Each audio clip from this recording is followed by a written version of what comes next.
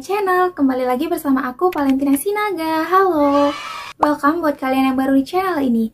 So, di video kali ini aku mau battlein sunscreen lokal dari brand yang sama. Tapi sebelum kita mulai ke videonya, please buat kalian yang belum subscribe channel ini, subscribe dulu ya. Karena subscribe dari kalian benar-benar membantu dalam perkembangan channel ini. So, langsung aja kita ke videonya. So guys, ini dia sunscreen yang mau aku review kali ini. Ini dari brand Nivea, yang ini tuh warna pink dan ini warna hijau kebiru-biruan. Sebenarnya untuk awal datang, dia nggak langsung kayak gini, dia ada packagingnya dulu. Tapi maaf, aku udah buang. Dan di packagingnya nanti bakal dituliskan mengenai expired date dari produk ini. Kemudian jumlahnya yaitu 30 ml. Kemudian keterangan bahwa produk ini sudah BPOM. Serta di situ juga ditulis kalau produk ini sudah dermatology test. Jadi sekarang aku bakal bahas satu persatu soal produk ini. Kita bakal tahu produk ini tuh cocok di kulit yang seperti apa. Jadi buat kalian yang bingung mau pakai produk Nivea yang pink ini atau yang hijau ini, kalian harus tonton video ini sampai habis supaya kalian tahu harusnya kalian menggunakan produk yang mana. Untuk produk yang pertama yaitu yang pink atau Sunface Serum Instant Aura, ini dikatakan cocok untuk semua jenis kulit. Dan produk yang kedua yaitu yang hijau atau Sunface Serum Oil Control, ini dikatakan cocok untuk jenis kulit kombinasi dan berminyak. Dan kedua serum ini merupakan chemical sunscreen karena kedua serum ini mengandung octocrylene. Pertama-tama yang mau aku bahas adalah kedua sunscreen ini sama-sama mengandung SPF 50+, PA+++. Nah, SPF atau Sun Protection Factor adalah angka yang mengacu pada level perlindungan terhadap sinar matahari. Angka SPF merujuk pada seberapa lama kulit kita bisa bertahan di bawah sinar matahari tanpa mengalami sunburn atau kulit terbakar saat menggunakan sunscreen. Dengan kata lain, melindungi kulit dari UVB yang dapat mengakibatkan kulit gosong, kemerahan, terbakar, dan yang paling buruk adalah kanker kulit. Nah, untuk mengetahui lamanya kulit berada di bawah sinar matahari, kita tinggal kalikan dengan 10. Misalnya, produk ini SPF-nya adalah 50, maka kita tinggal kalikan 50 dikali 10 menit sama dengan 500 menit. Jadi setelah 500 menit kita harus reapply kembali sunscreen ini. Sedangkan PA adalah singkatan dari Protection Guide of UVA. PA menunjukkan kadar perlindungan dari sinar UVA yang dimana dapat menyebabkan penuaan kulit, noda hitam, kerutan, hiperpigmentasi, sampai dapat memperparah jerawat. Simbol plus pada PA berarti tingkat perlindungan pada suatu produk sunscreen. Maka semakin banyak simbol plus pada produk, semakin tinggi perlindungannya. Untuk mempermudah kalian membedakan UVA dan UVB, caranya kalian tinggal ingat huruf terakhirnya. Misal UVA berarti aging.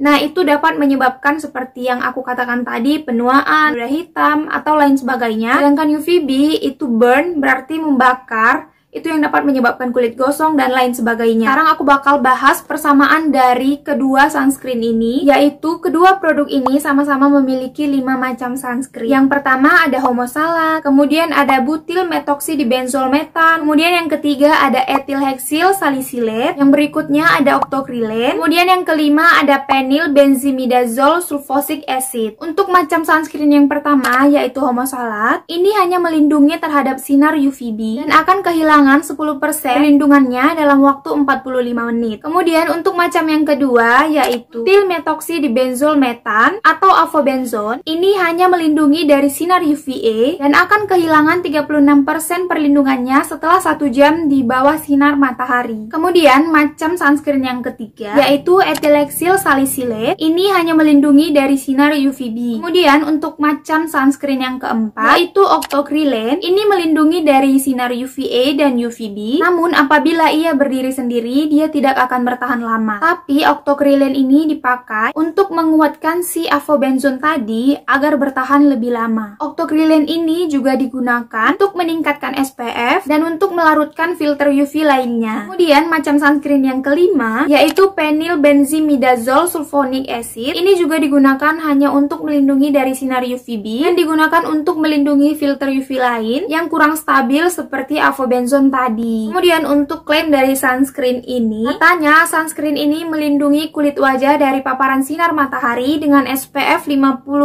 PA+++ dan cocok digunakan untuk setiap hari. Itu klaim dari produk ini. Untuk yang hijau ini dikatakan bahwa sunblock serum dengan formula yang mengandung L-carnitin melindungi kulit dari efek negatif sinar matahari serta membantu mengurangi minyak berlebih pada wajah. Sedangkan untuk yang pink ini dikatakan bahwa sunblock serum yang cocok digunakan untuk semua jenis kulit dengan tekstur ringan yang melembabkan, melindungi dari paparan sinar matahari sehingga kulit wajah tampak cerah beraura. Persamaan dari kedua produk ini sama-sama mengandung double UV protection, licorice extract, serta merupakan perfect makeup preparation. Dimana double UV protection katanya double UV protection dengan SPF 50+ PA+++ melindungi kulit wajah dari sinar UVA dan UVB yang menyebabkan kerusakan pada kulit seperti kusam, bintik hitam, dan penuaan dini. Licorice extract merupakan bahan alami yang merawat kulit agar tampak cerah berseri. Perfect makeup preparation,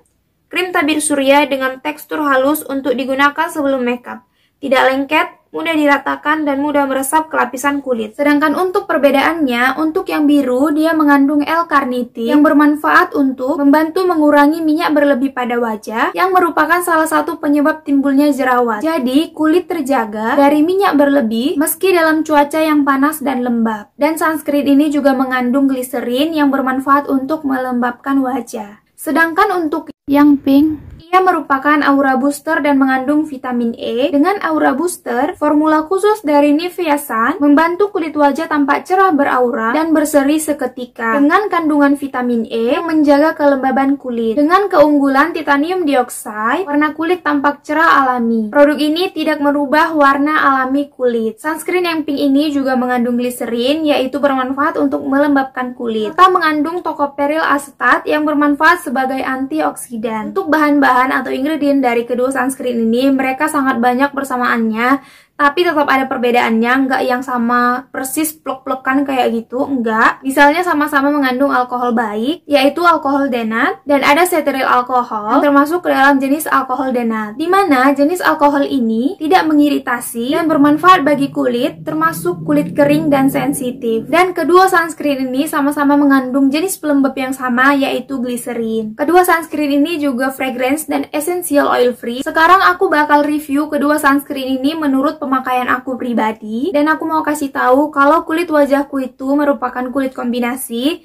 Jadi bagian T-zone-ku itu berminyak dan U-zone itu normal to dry. Untuk yang hijau ini termasuk mudah diratakan, tidak ada white cast sama sekali, terasa ringan ketika digunakan dan mudah meresap ke kulit, terasa lembab dan wajah kelihatan glowing. Sedangkan untuk yang pink ini juga mudah diratakan, namun ini ada sedikit white cast, sedikit aja. Kemudian teksturnya di tengah-tengah antara ringan ke berat, jadi dia bener-bener di tengah gitu, nggak yang ringan-ringan banget. Terus dia ada efek tone up-nya, jadi wajah kayak setingkat lebih cerah. Hasil akhirnya juga bakal kelihatan glowing. Untuk aku pribadi, setelah menggunakan kedua sunscreen ini, lebih baik kalau setelah digunakan kita timpa lagi menggunakan minimal bedak tabur supaya hasilnya lebih matte gitu, karena aku kurang suka yang terlalu glowing gitu. Tapi kalau kalian semalas itu untuk menggunakan bedak, apalagi kalian gak kemana-mana, hanya di rumah aja, aku lebih pilih menggunakan yang biru ini. Karena yang pink ini gak tahu kenapa, walaupun dia ada tone up-nya, mencerahkannya, tapi di kulit wajahku malah kelihatan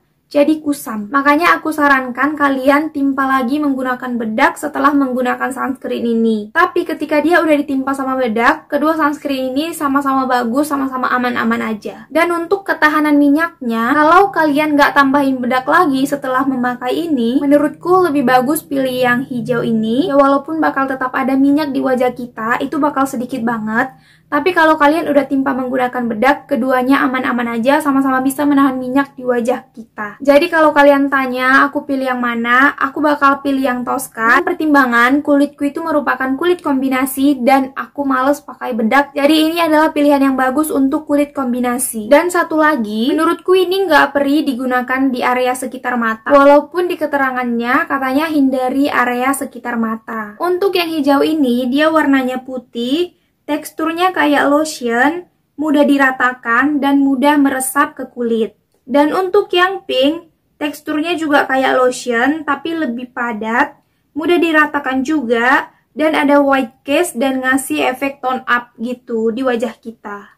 Untuk aromanya, dia nggak ada aroma aneh-aneh, wangi-wangi yang gimana, kayak aroma sunscreen yang kayak lotion aja gitu, nggak ada yang ngeganggu, atau nggak ada wangi yang aneh-aneh. Dan untuk waktu penggunaannya, pastinya sunscreen selalu dipakai di pagi hari setelah step skincare terakhir kita, baru ini digunakan. Untuk harganya sendiri, untuk 30 ml, dia dibanderol dengan harga 51.000, berkisar 1.700-an per mililiternya.